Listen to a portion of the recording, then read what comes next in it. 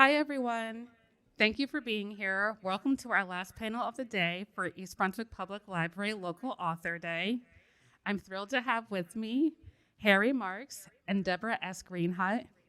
So to get started, do you want to each talk about your books, just to get, give people or who aren't familiar with your work, like what it's about, and then we can get started with the questions. Sure. So, yeah, Deborah, you can go first. All right, so my book is The Hoarder's Wife, and it started out as a memoir. And as I thought about it when I finished it, I realized I didn't want to put all of that out there about my family, especially since I am a local East Brunswick resident. And when I tried to rework it, I actually encountered a wonderful publisher who had a lot of faith in my story, and he helped me find a developmental editor. So I recrafted it as a novel, which gave me a lot of opportunity to invent new characters and to think about a different kind of presentation of the story. And that allowed me to learn a whole lot more about myself and about the subject at hand, which was hoarding. So the book that I published in 2018 is called The Prophet. It's about a fundamentalist religious group, a cult, based in the Southwest United States. And it's told from two different perspectives. The first is a young girl who's trying to escape because her father has been excommunicated and she wants to be reunited with him. And then the other side is a private investigator who is trying to get in and rescue as many people as possible and take down their leader. So this is more of a thriller. And then the other book that I published earlier this year is called The Library at the Center of the Earth. It's an adventure story similar to a National Treasure kind of tale, and it's about a girl whose father is killed protecting the entrance to a top secret underground research facility known as the library, which is responsible for cataloging and researching all of these different artifacts and doing research on different diseases and things. And so she has to solve all of these historical clues to find the entrance to the library that he died protecting. Okay, yeah, thank you both for those really thoughtful descriptions. And I'm kind of curious for both of you, what inspired you to start writing? Deborah, do you want to go first? Well, I was inspired a really long time ago, and I'm not going to say how long ago that was, but when I was 8 years old, I was up in the woods one day, and we were learning about poetry in school, and I wrote a poem. And I came home, and I told my mother what I had done, and I said, I know what I want to be now. I want to be an author. And she said, you shouldn't do that because you're not going to make a lot of money. You should be a teacher or a secretary instead. So I took her advice, but along the way, I wrote a lot of things, and I did become an author, and today I'm really happy that this is my first novel. For me, I used to dictate stories to my mother, who was the tech guru in the family until I got interested in technology, and now she calls me for help. But she would type out in WordPerfect on our old Hewlett-Packard computer in the early 90s, to tell you how old that goes. And ever since then, I would dabble. I wrote for my high school newspaper for a little bit, and then I'd sort of given it up for a while. And then about 12, 13 years ago, I, on a whim, said, let's write a novel. Let's see how this goes. And since then, I've written 6. These 2 are the only ones that have ever seen the light of day. But yeah, I've been writing almost all my life in one capacity or another. And now I'm proud and lucky and happy to say that I'm actually getting to do it for a living. Not here, but I work for a company where I get to write podcast scripts. And my words are heard by millions of people every month, which is really cool. Oh, yeah. I actually have a follow-up question now, and I'm kind of curious for both of you, but especially for for the library that's under the earth. How did you go to developing your story for that? And Deborah, I'm kind of curious about how you develop your stories too. But like, how you develop the setting, like the pacing, all that. I'm so curious too. It's weird and tricky because every genre has their tropes and their the beats that you have to hit and things, and so you want to balance out the calm moments with the chase scenes and someone coming after someone else, and then also the puzzle solving aspect of it. And for me, I'm a huge National Treasure fan, and just like puzzle solving and solving clues, and also American history as well. I live in Piscataway, and I'm right down the road from that old town that they had sort of picked up and moved over there, and they built this little cul-de-sac area where they do reenactments and things, and so I used to go there a lot. And where I live is not far from one of Washington's headquarters, and so just knowing that there were troops who would like march through my backyard during the Revolutionary War is just a very cool thing to know. So all of that combined went into the making of this book. It didn't come from any one particular source. It wasn't like an aha, I know what I want to write about. It was just this organic process that materialized over various disparate plot lines and inspirations. Mark, I think that's really interesting. I always thought there was a library at the center of my life because it's always been at the center of my world. So I'm really intrigued by that. And for me, I also went to a part of my life that was pretty central. I mentioned that it was a memoir. I had actually been a hoarder's wife for 35 years. And when I left my husband because he couldn't stop, I thought, I don't ever want to think about this story again.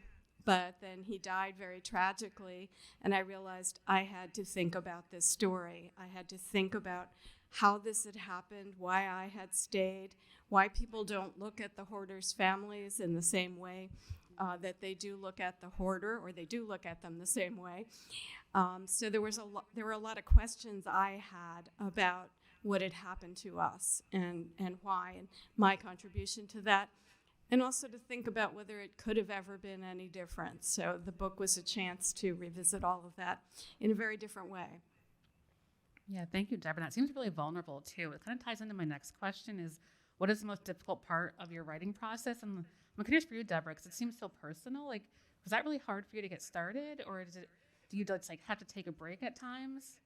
Well, through the years, I took a lot of notes. I'm always writing something, and I always have something open on my phone that I can either dictate to or write into. And I have lots of little pieces of paper, maybe that's hoarding too, of notes and journals throughout the years. So I didn't start from nowhere with the memoir, but to think about putting it out into the world, I thought I'd like it to be a little more artful than a kind of autobiographical dump of everything that happened to me. And a memoir really isn't your whole life. You can do memoirs of your life, but you would want to take a slice of life. So I thought, well, it needs to be a little smaller than the way it started as well. And I wanted it to have some more meaning than simply this was a tragedy and kind of a horror story, and I could tell it that way, but I wanted to make it more literary, so moving over to the novel was helpful. Yeah, and same for you, Harry. What was the most difficult part of your writing process? Finding time. Finding time to write is the hardest thing to do, especially if you have a day job, you've got family, you've got kids, you've got all these different things going on in your life. I have a wife and son at home. For about 10 years, I was working in New York in legal marketing. Side note, if you ever want to watch your soul erode in real time, work for a law firm. But I would get in there early on in the day, so I would take like a 5:30 train at a Metro Park and go right into the city. And there used to be a Barnes & Noble right down the street from my office that was open at 7 a.m. So I'd go in, and from 7 to 9, I would write at the cafe, and I'd have a scone and a cup of coffee. And that was my routine. And then COVID happened, and then that routine went out the window. And also they closed up Barnes & Noble, which was devastating. It was like watching my childhood home be torn down. But when that routine went away, I suddenly had to find new times to get in my writing wherever I could. Because not only that, the company I work for now, I was contracting for them on the side of doing a 9-to-5 job.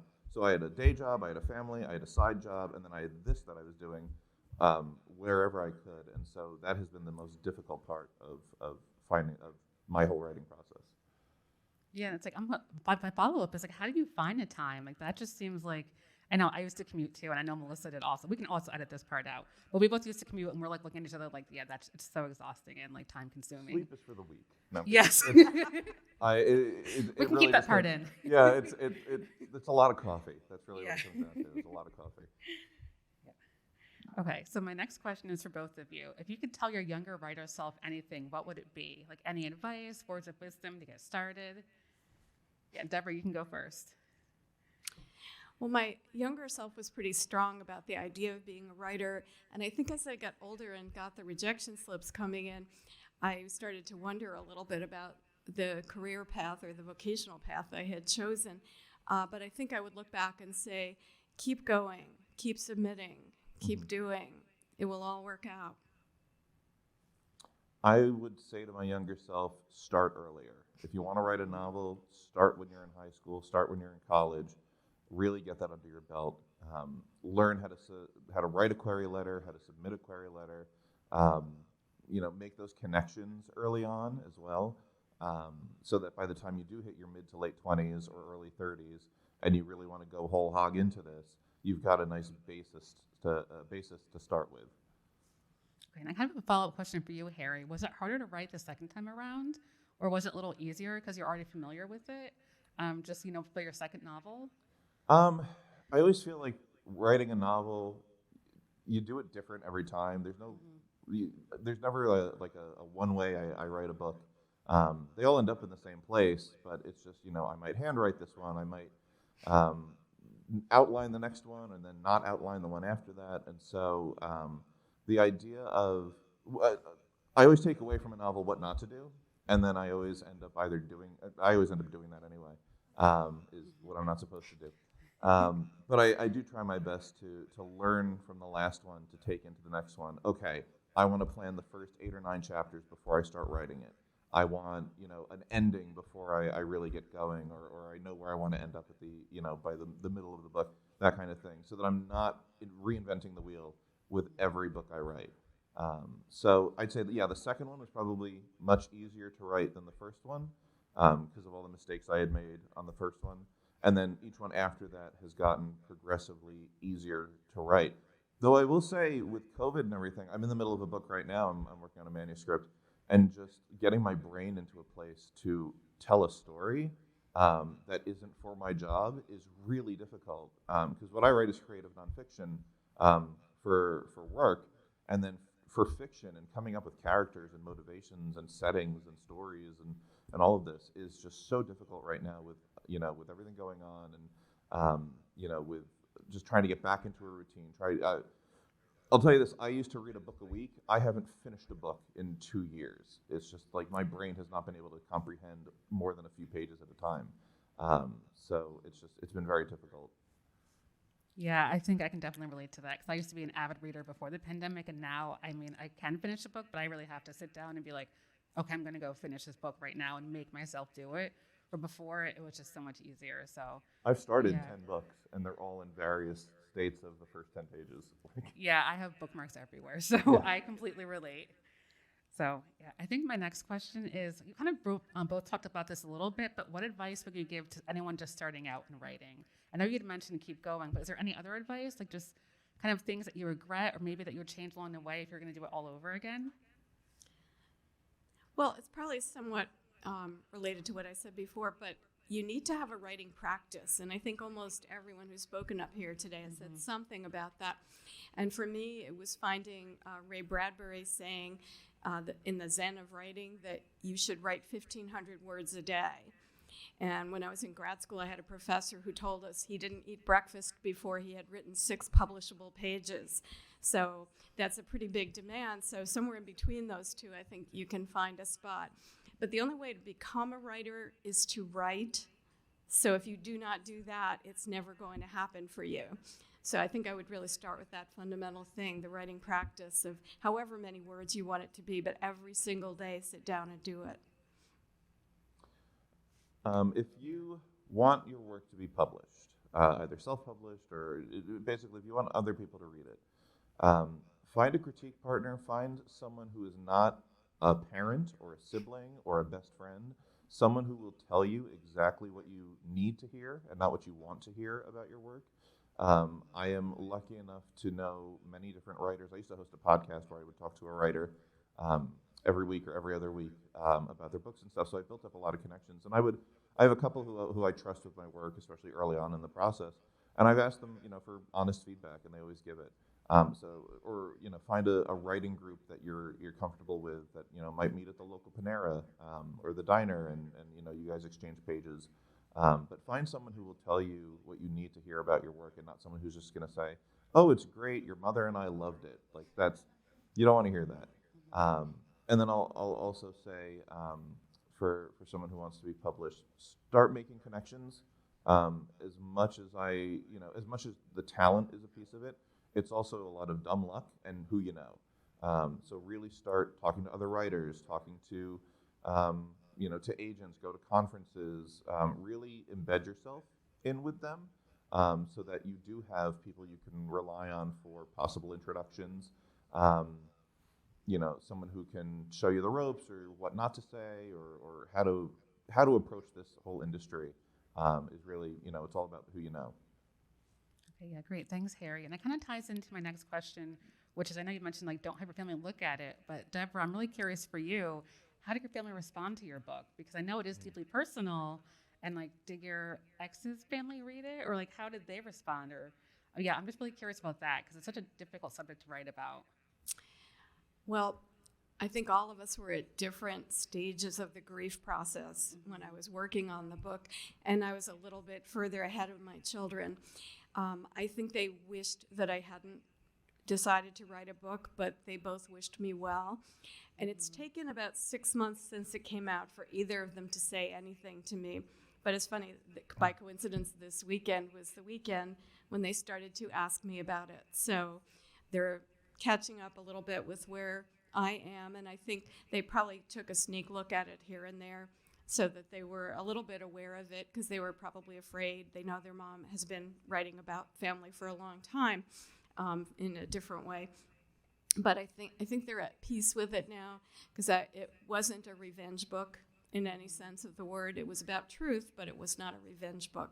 So I don't know if any of my ex's family have read the book.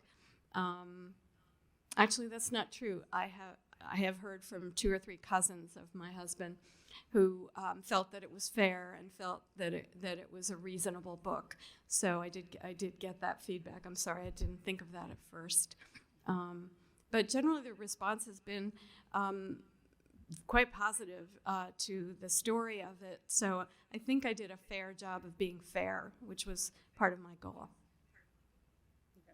Yeah, and Harry, how has your family responded to your books? Have there been like, oh, these are really cool, like the library aspect, which, I mean, obviously we're biased as librarians, but, like, yeah, what were their thoughts? My family knows I write. I don't think they've ever read anything I've written.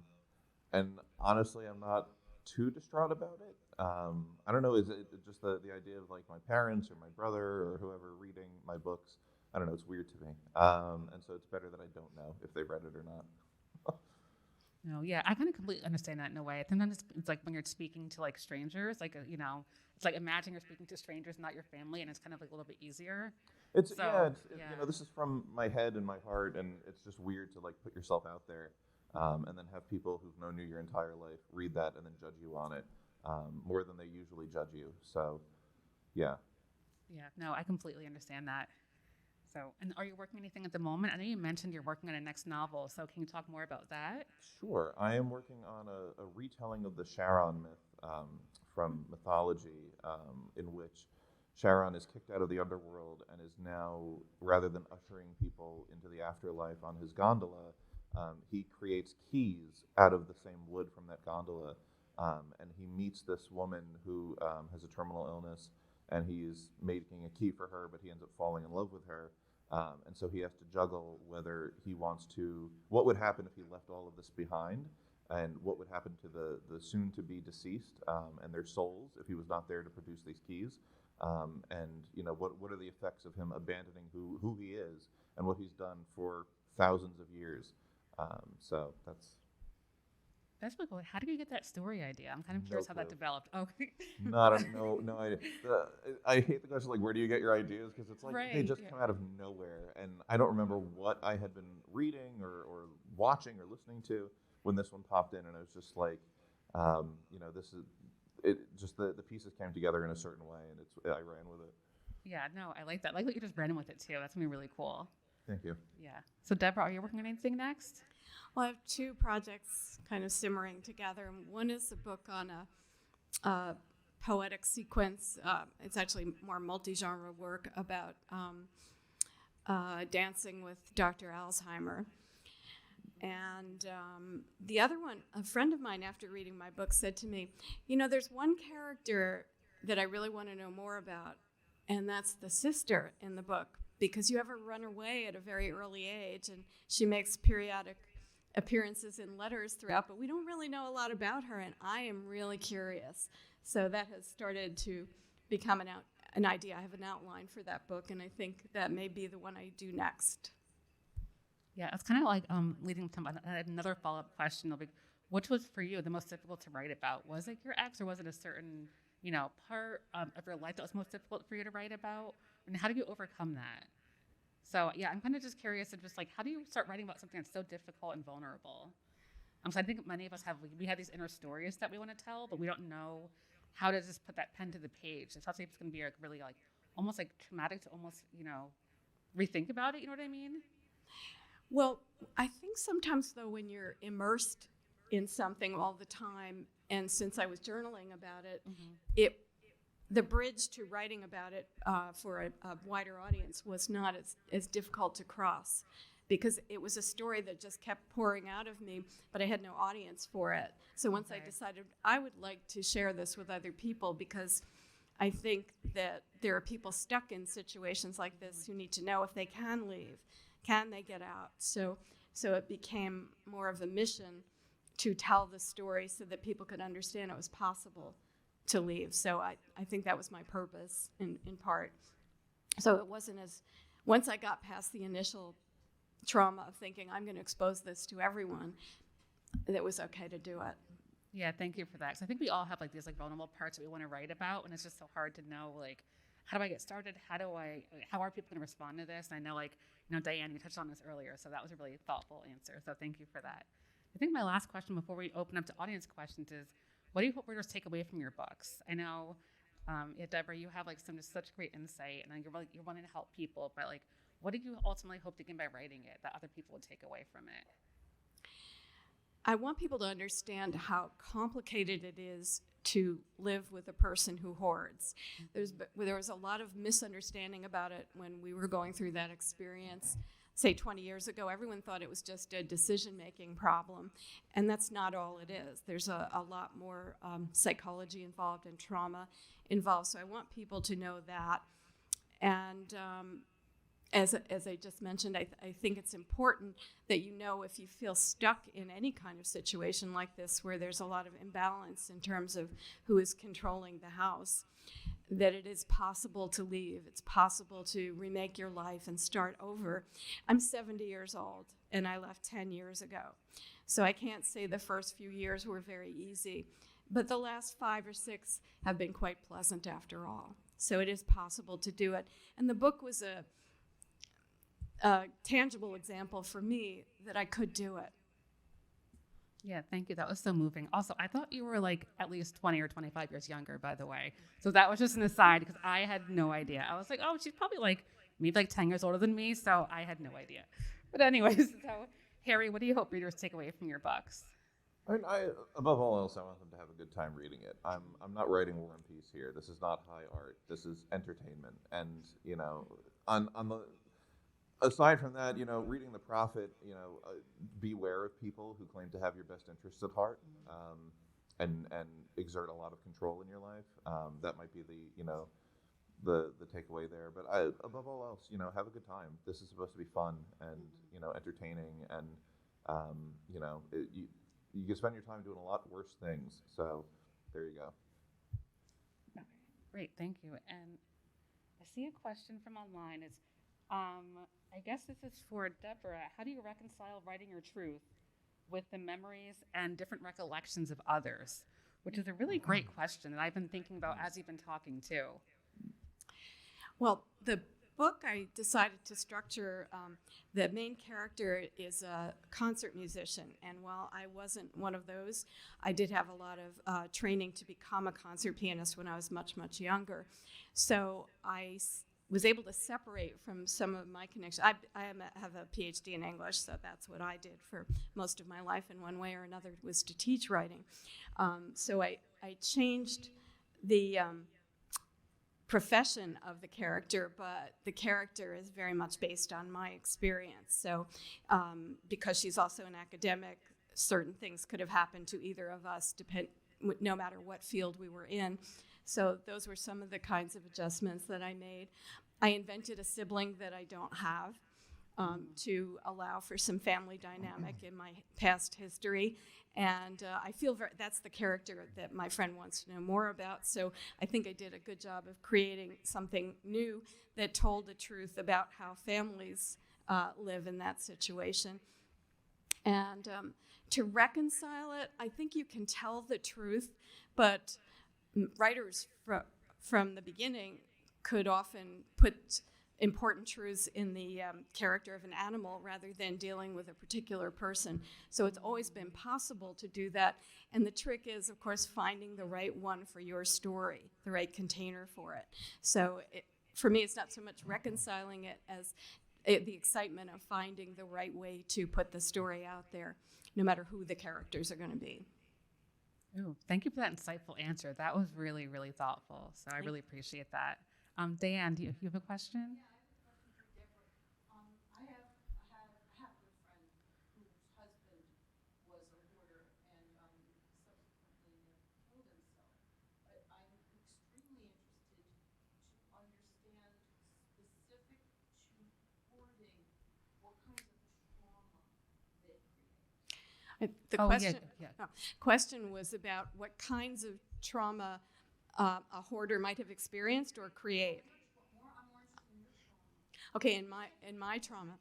All right, I would. That's an interesting one, and that helped me with the book because I was using musical structures to try to describe the pace and the frenetic activity around me of someone who was always pulling things back out of the garbage or rearranging my space to accommodate something else of his. And we had a kind of space war going in our house all the time. After every couple of weeks, he would say, well, I need this closet now because I have more things to put in it.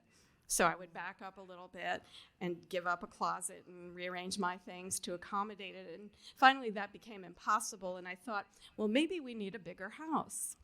So I went through trying to find another house for us, and he wouldn't move. The hoard central where it was very important to him as well. So there was a lot of inflexibility, which limited the kinds of jobs I could apply for or where I could apply for them.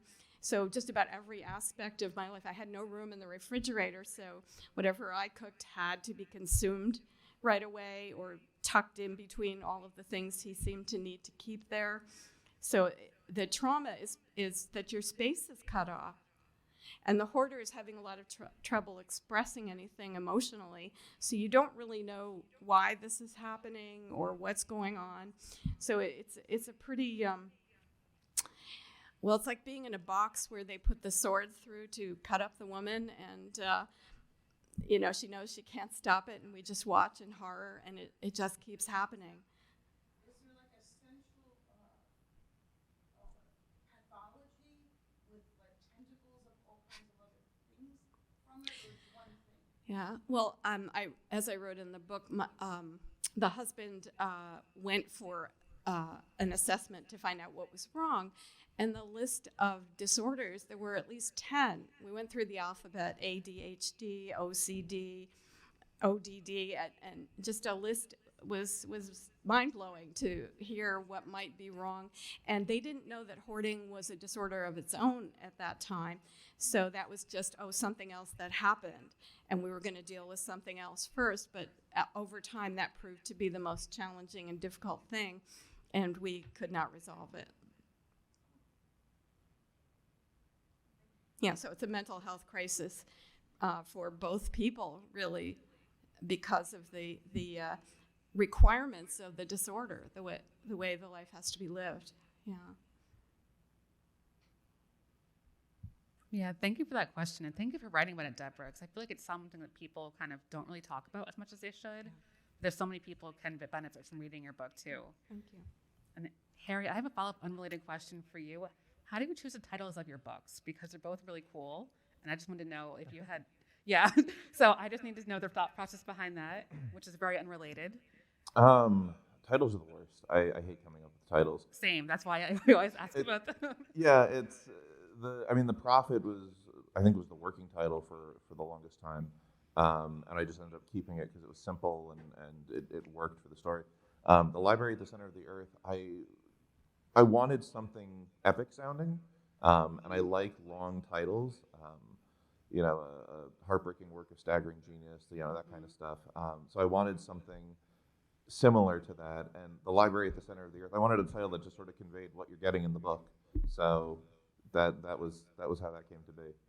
Yeah, I kind of like it because it actually does sound epic. When I saw the cover, I was like, the cover is cool, by the way, too. Thank you. So, and I'm just like, okay, that's a really epic title. Like, it's like, this is going to be a really cool story. Yeah, thank you. So, yeah, no problem. So, do we have any other audience questions? Sorry, we got a little sidetracked, but yeah. We're happy to answer any questions from the audience or from other authors here as well. Oh, sure. Oh, go ahead. Do you know, like, what traumas the reader might have experienced when they went to process that? Because I know her question is more, like, on your side of things, but... I'm sure. Can we repeat the question, too, so people Sure. online can hear? This time the question is about what traumas the hoarder might have experienced that led to this behavior. And what we now know is that childhood trauma is probably very much a part of the impulse to hoard. And in my husband's case, when we were at a therapy session once, he actually told a story of how his parents never let him have a bedroom as a child. His sister got the only extra bedroom in the house, and he had to live in the dining room. And at night, he was allowed to spread out a few things there, but every morning he had to collapse his bed up and make sure the table was clear so that everyone else could use it for breakfast. So he was never allowed any privacy or space to have his own domain or his own private thoughts. And when he told that story, I thought there couldn't be a clearer explanation for his sense now that he had to keep things. He would never allow me to have a table that was empty of anything. All the counters in the house had to be covered with things. It really upset him to see an empty, wide open space. So, which was way beyond, I can't decide whether to throw this out or not, in terms of what happened. So I think that incident, and there may have been other things that contributed. If they were willing to do that, his parents, I think there were other unfortunate behaviors that probably existed in the house that we may or may not have spoken about. But to me, that was a neon sign that something was amiss here in terms of personal space and shame and feeling that you had your own integrity as a human being. Yeah, thank you for that, Deborah. Is there any other follow-up questions? Oh, sure. Go ahead. I've toyed with the idea of like writing something more memoir or autobiographical in the form of a novel, so it would the same way, because it would be not only less painful, but it could also disguise that it's, for readers that it's autobiographical, except for those who are closest. But one of the things that stopped me is the fact that some of those closer to me, it would be upsetting to, and my relationship with them is more important to me than writing a book. And so I wonder how you handle that. The question was about how I handled writing about people who are close to me, and even though I created a novel here, people can probably recognize themselves in it, and how do I handle that? Well, sadly, many of the primary people in the book are not living anymore. So my husband actually took his own life. So he was probably the greatest obstacle to my ever doing a book like this. And some of his relatives were not alive anymore as well. So I didn't have, once I got to writing the novel, I didn't have those worries anymore, although I did think about it a lot. And one reason for switching to a novel and inventing some characters who never existed was to give it a truth, but not the accuracy of an autobiography. And I think the healing for the writer, and sometimes for the rest of the family, comes from seeing it as a literary work and finding the metaphors that made sense. I mean, I looked at my own life and saw that I was so used to giving things away to make other people happy that I just kept giving things to my husband. So I was feeding the monster at the same time that I was trying to figure out how to live with him. And I think that knowledge for me was priceless, so it transcended fears I might have had about how some people might have reacted to it. But I don't think I would have written the book unless that my husband were not alive anymore. So it's a waiting game. Sorry. You know, I appreciate the honesty because I think it is a waiting game for many of us for these stories too. So, and I kind of like I have another follow-up question. So Harry, how did you even kind of other people asked that earlier, like the writing process, like how did you get started with like finding an agent, publisher? I know that's a waiting game for many of us. So was it easy to just get started? I mean, it's never easy, but like how did you even go about that? Just like being like, I want to get this published. Like, where do I go? So I'll say these two were self-published. They didn't start that way. These were meant to be traditionally published. But I had queried them, and so for me there were a couple of different resources I used. One is it's called the Print Run podcast.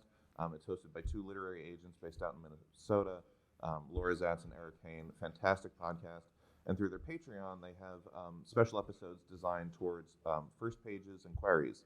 So they'll read submitted first pages and submitted query letters from listeners and go through them and analyze them and overanalyze them. Like they'll analyze them in a way that no agent would in order to break down what would work and what might not work. So that has been fantastic.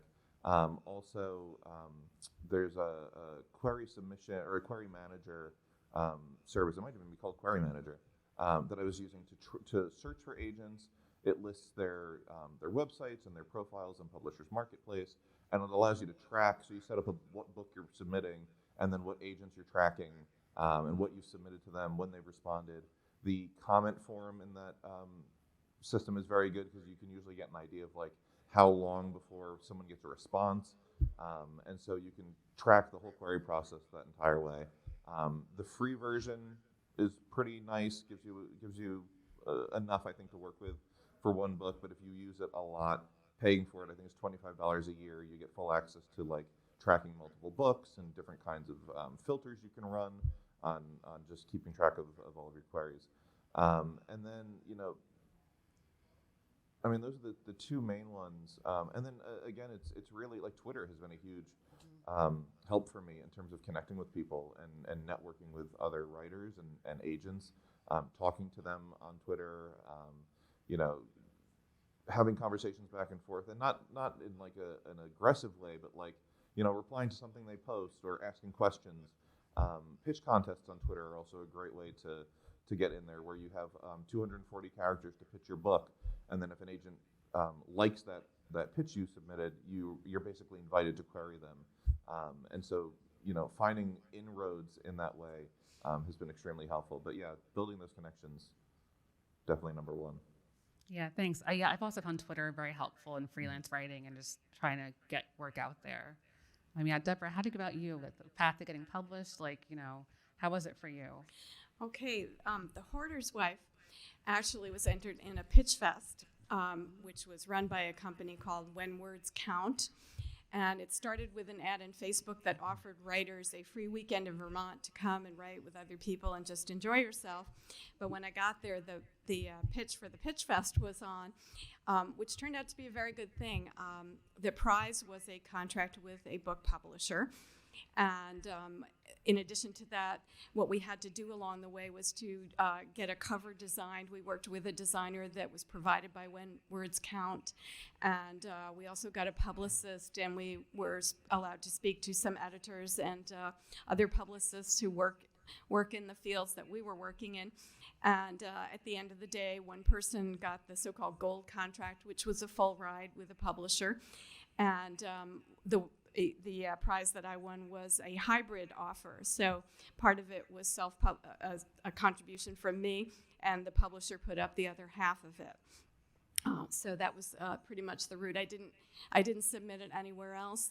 Just came along at the point when I was working on the memoir, and then thank you COVID, I was able to write the whole thing and get the rest of it done. So.